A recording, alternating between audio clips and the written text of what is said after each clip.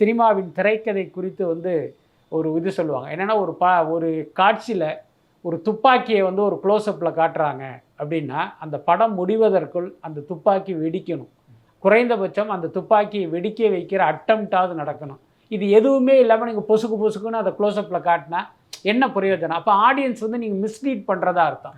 அதே மாதிரி தான் இவர் கதையில் வந்து ஒரு சிகரெட் பிடிக்கிறார் அப்படின்னா அந்த சிகரெட்டுக்கு பார்த்தீங்கன்னா கதையில் வந்து ஒரு வேல்யூ இருக்கணும்.